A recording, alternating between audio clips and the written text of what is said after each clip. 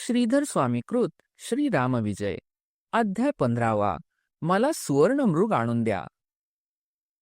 हा अगाध आणि भयंकर असा संसाररूपी सागर तरून जाण्यासाठी वाल्मिकी ऋषींनी रामकथारूपी सुंदर नौका तयार केली. भावरूपी वाऱ्याने ही नौका लोटली जाते. पुण्यवान लोक या नौकेत बसतात. रामनामाच्या गजराने व गुरुकृपेने ही नौका भवसागर पार करून यात्रिकांना मोक्षाच्या मुक्कामावर नेते. आपणही या रामकथारूपी नौकेने संसार सागर पार करूया. त्रिशीर, खर, दूषण आणि 14 सहस्त्र राक्षसांचे रामाने बळी घेतल्याचे शूर्पणखेकडून रावणाला कळले. ते ऐकून रावणाला काळजी वाटू लागली. तो थेट आपला मामा मारीच याच्याकडे गेला आणि सांगू लागला, राम, लक्ष्मण व सीता पंचवटीत आले आहेत. त्यांनी खर, दूषण, त्रिशीर या बलाढ्य राक्षसांसहित 14 सहस्त्र राक्षसांचा नाश केला आहे. शूर्पणखेला विद्रूप केले. यांना आता लहान म्हणून सोडून देणे ठीक नाही. कोणत्या क्षणी आपले प्राण घेतील हे सांगता येत नाही. तेव्हा मी सांगतो ते तू ऐक. तू हरणाचे रूप घेऊन पंचवटीत जा. रामाला फसवून त्यांच्या पर्णकुटीपासून दूर ने. मग मी सीतेला पळवून आणीन. पण मारीच आपल्याच विचारात गर्क होता. सुबाहूला मारलेल्या बाणाच्या पिसाऱ्याने मी 400 मैल समुद्रात फेकला गेलो होतो. त्याचा एक एक पराक्रम आठवून मारीच बेशुद्ध पडला. रावणाने त्याला सावध केले तेव्हा मारीच रावणाला उपदेश करू लागला, तू रामाचा द्वेष करू नकोस. त्याची कृपा झाली तर तुझ्या सुखाला तोटा नाही. सीता स्वयंवराच्या वेळी शिवधनुष्य तुझ्या अंगावर पडले तेव्हा तुला रामानेच वाचविले ना. तुझ्यावर उपकार करणाऱ्यावरच तू शस्त्रप्रहार करणार का? तुझे आराध्य दैवत शंकर हाही रामनाम घेतो. त्याची पत्नी तू पळवून आणायची म्हणतोस. काय हा अविचार? मारीच याच्या बोलण्याचा रावणावर काहीच परिणाम झाला नाही. मारीच याच्या पांडित्याने रावण अधिकच रागावला. तो म्हणाला, माझ्या पराक्रमापुढे राम म्हणजे एक शूद्र माणूस आहे. मी देवांना बंदीत घातले. आता तू त्याची माझ्यासमोर जास्त स्तुती करशील तर मी तुलाच ठार मारीन. असे म्हणून त्याने मारीच ह्याला मारण्यासाठी शस्त्र उपसले. मारीच मनातून म्हणू लागला, या दुष्टाच्या दुर्जनाच्या हातून मरण्यापेक्षा रामाकडून मरण आलेले बरे.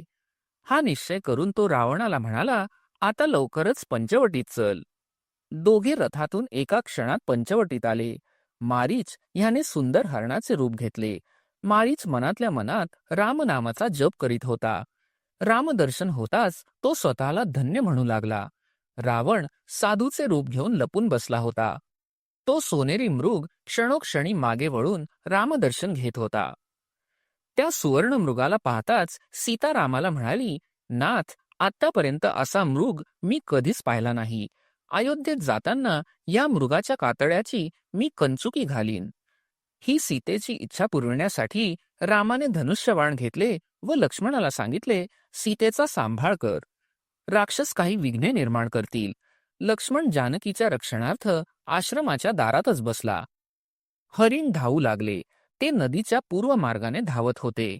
वळून वळून ते रामाकडे पाहत होते. रामाने त्याच्या वर्मी बाण मारला. तसे ते हरिण मूळ राक्षसी रूपात कोसळले. रामाच्या बाणाने राक्षसाला ठार मारले. पर्णकुटीत लक्ष्मण सीतेचे रक्षण करीत होता. ते पाहून मारीचाने रामासारखा आवाज काढून म्हटले, हाय लक्ष्मणा, धाव धाव. तो रामाचा आवाज ऐकून सीता अतिशय घाबरून लक्ष्मणाला म्हणाली, आर्यपुत्रांवर काहीतरी संकट आलेले दिसते. ते तुम्हाला किती दीनवाणीने हाक मारित आहेत. तेव्हा लक्ष्मण म्हणाला, वहिनी, हे राक्षसांचेच कारस्थान दिसते. रामावर कधीही संकट येणार नाही. रामाच्या बाहुबलाची आज शंका का बरं आली? लक्ष्मणाचे बोलणे ऐकताच सीता लक्ष्मणावर अतिशय रागावली. लक्ष्मणाला ती अतिशय दुरुत्तरे करू लागली. माझी इच्छा धरून तू रामाचे मरण इच्छितोस का? किती झाले तरी तुम्ही सावत्र भाऊ. रामाला मारण्यासाठीच कैकेयीने तुला वनात पाठविले असेल. रामाचे बरे वाईट झाले तर मी जीव देईन. रघुवीरांसमोर मला जानकी जगन्माता म्हणता आणि आता त्यांच्या रक्षणाला जात नाही. लक्ष्मण म्हणाला, मी निष्कपटतेने म्हणतो की माझ्या रघुवीराचा विजय नेहमीच असो. मी तुझे बालक आहे आणि तू माझी माता आहेस. या वचनाला पृथ्वी, आप, तेज, वायू व आकाश साक्षीदार आहेत. या तुझ्या भयंकर वागणुकीमुळे तुला संकटात पडावे लागेल. लक्ष्मणाने धनुष्याच्या टोकाने झोपडीसमोर एक रेघ ओढली. मग तो सीतेला म्हणाला, तुला रामाची शपथ आहे, आता ही रेषा तरी तू ओलांडू नकोस. जोपर्यंत ही रेषा तू ओलांडणार नाहीस, तोपर्यंत तुझ्यावर कोणतेही संकट येणार नाही. मोठ्या नाखुशीने लक्ष्मण रामाचा शोध घेत घेत वनात निघाला. तो मनात विचार करू लागला, प्रभू रामरायाचे दर्शन होताच त्याच्या पायांपाशी आपला प्राणत्याग करावा. शोध घेता घेता लक्ष्मणाला राम एका झाडाखाली बसलेला दिसला. लक्ष्मणाचे तोंड रडवेले झाले होते. त्याने धावत जाऊन रामचरणी मिठी घातली. रामाने विचारले, लक्ष्मणा, सीतेला एकटी सोडून का आलास? लक्ष्मणाने रामाला सांगितले, सीता माता मला किती कठोरतेने बोलली ते माझ्याच्याने सांगवत नाही. माझ्या सर्वांगाची आग होत आहे. तुमच्या पायी मी माझे प्राण देतो. रामाने लक्ष्मणाला उठून आपल्या छातीशी धरले. मग ते दोघे आश्रमाकडे निघाले. रावणाने संन्याशाचे रूप घेतले. तो सीतेच्या पर्णकुटीजवळ आला, पण रेषेबाहेर उभा होता. ती रेष तो ओलांडू शकत नव्हता. त्याच्या हातात झोळी होती. सीतेकडे पाहून त्याच्या मनात आले, सीतेसारखी स्त्री त्रिभुवनात सापडणार नाही. हातात झोळी असताना साधूचा वेश धरला होता. डोळ्यात कपट होते. मनात वाईट विचार होता.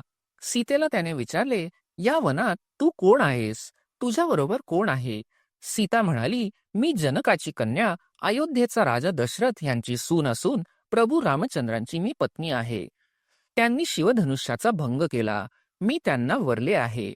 वडिलांचे वचन पाळण्यासाठी राम वनात आले आहेत. त्यांनी त्रिशीर, खर, दूषण, ताटिका अशा अनेक राक्षसांना ठार मारले. आता रावण व कुंभकर्ण यांना मारून देव बंदीतून सोडवून मग आम्ही अयोध्येत जाणार आहोत. राम व त्यांचे बंधू लक्ष्मण वनात गेले आहेत. ते लवकरच येतील. आपण थोडा वेळ बसावे. रावण म्हणाला, तू मला बसायला सांगतेस, पण हे वन राक्षसांचे आहे. तू मला आत नेलेस आणि खाऊन टाकलेस तर? तू सुद्धा कदाचित एखादी राक्षसी असशील. सीता म्हणाली, साधू महाराज, अशी भलतीच शंका घेऊ नये. आम्ही अतिथींचे स्वागतच करतो. सीता रेषेच्या बाहेर येण्याचे चिन्ह दिसेना. मग त्याने एकदम मूर्छा आल्याचे सोंग केले. व्याकुळ होऊन तो म्हणाला, माझा जीव कासावीस होतो आहे. माझ्या तोंडात काही फळ, पाणी वगैरे घाल. सीता अत्यंत घाबरली.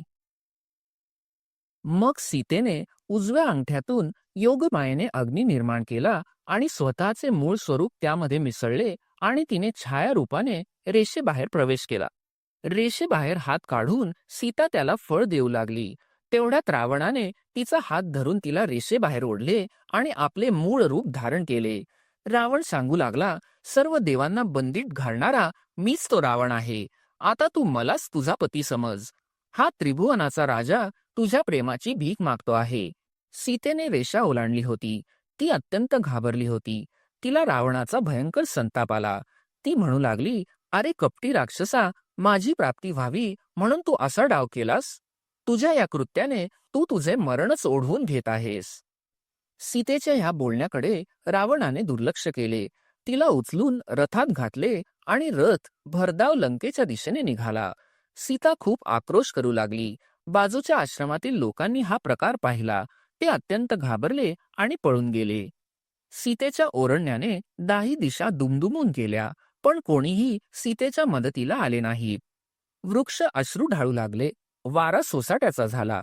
पृथ्वीचा थरकाप झाला. नद्यांचे प्रवाह बदलले. आकाशाला भीती वाटू लागली, पण तिला कोणीच मदत केली नाही. ती रामा, लक्ष्मणा, धावा धावा असा राम लक्ष्मणांचा धावा करू लागली. लक्ष्मणाला टाकून बोलल्याबद्दल तिला पश्चाताप वाटू लागला. आकाशमार्गाने रावणाचा रथ निघाला. तो रथ जटायू या प्रचंड गृध्र पक्षाने पाहिला. प्रचंड झेप घेऊन त्याने रावणावर हल्ला केला. रावणाला त्याने आव्हान दिले. सीता रथात खाली मान घालून रडत होती. रावणाने मारलेले बाण जटायू आपल्या चोचीने तोडून टाकीत होता. त्याने रावणाचा रथ पंखाच्या फटकाऱ्याने मोडून टाकला. रावणाला घायाळ केले. त्याची दाही डोकी रक्तबंबाळ केली. शेवटी रावण जटायूला म्हणाला, रामाची शपथ घेऊन तू तुझे मरण कशात आहे ते मला सांग, मी माझे मरण कशात आहे ते तुला सांगतो. जटायू म्हणाला, माझे प्राण पंखात आहेत. रावण म्हणाला, माझ्या पायाचा अंगठा फोडला तर मी जिवंत राहणार नाही. जटायूने धाडकन अंगठ्याशी झेप घेतली. रावणाने तलवारीने त्याचे दोन्ही पंख तोडले. रावणाचा अंगठा फोडला तरी त्याला काहीच झाले नाही, पण जटायू मात्र कासावीस होऊन एका बाजूला पडला होता. तो रामाला सगळी हकीकत सांगण्यासाठी प्राण कंठात आणून बसला होता.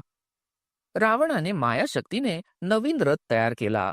तो आकाशमार्गाने सीतेला लंकेत घेऊन गेला. सीतेला जटायूची आठवण येऊन सारखे हुंदके येऊ लागले. रथ मातंग पर्वतावरून चालला होता. तिने खाली पाहिले. घाईघाईने सीतेने अंगावरील एक वस्त्र फाडून त्यात अंगावरील अलंकार बांधून ते मारुतीकडे टाकले. ती पुरचुंडी हातात पडताच मारुतीने वर पाहिले. सीता रामाचा धावा करीत होती. तो मारुतीने ऐकला. त्याला वाटले, राक्षस कुणाची तरी स्त्री पळवून नेत आहे. या स्त्रीचा पती तिचा शोध घेत येईल तेव्हा दागिने त्याला देऊ. मारुतीने उड्डाण करून रावणाचा वेगाने जाणारा रथ पकडण्याचा प्रयत्न केला, पण त्या रथाचा वेग इतका होता की पाहता पाहता तो रथ लंकेत गेला सुद्धा. मारुतीचे उड्डाण फुकट गेले. सीतेचे अलंकार, वस्त्राची खूण, नळ, नीळ, सुग्रीव, जांबुवंत व हनुमंत या 5 वानरांनी जमिनीत पुरून ठेवली. लंकेत गेल्यावर रावणाने सीतेला आपल्या वैभवाचे, पराक्रमाचे खूप वर्णन करून सांगितले. तिला वश करून घेण्यासाठी अनेक प्रलोभने दाखवू लागला, परंतु तिकडे लक्ष न देता सीतेने त्याची निंदा केली. रावणाने विचार केला, सीतेचे मन बदलेपर्यंत हिला अशोकवनात ठेवावे. त्रिजटा राक्षसीसह अनेक राक्षसांच्या पहाऱ्यात सीतेला त्याने अशोकवनात ठेवले. सीतेला कोणी भेटू शकणार नाही अशी रावणाने व्यवस्था केली. विभीषणाला मात्र ही गोष्ट आवडली नाही. राक्षसिणी अशोकवनात सीतेचा छळ करू लागल्या. त्या अनेक प्रकारांनी तिला त्रास देऊ लागल्या. रावणाला वश होण्यासंबंधी सांगू लागल्या, पण सीतेने त्यांच्या बोलण्याकडे लक्ष दिले नाही. ती सारखी रामचिंतन करू लागली. राक्षसिणींपैकी त्रिजटा नावाची एक राक्षसीण मात्र सीतेची सखी झाली. ती सीतेची समजूत घालू लागली. अगं, शोक करू नकोस, राम लवकरच येईल आणि तुला अयोध्येला घेऊन जाईल. अध्याय 15 समाप्त. श्री सीतारामचंद्रार्पणमस्तु.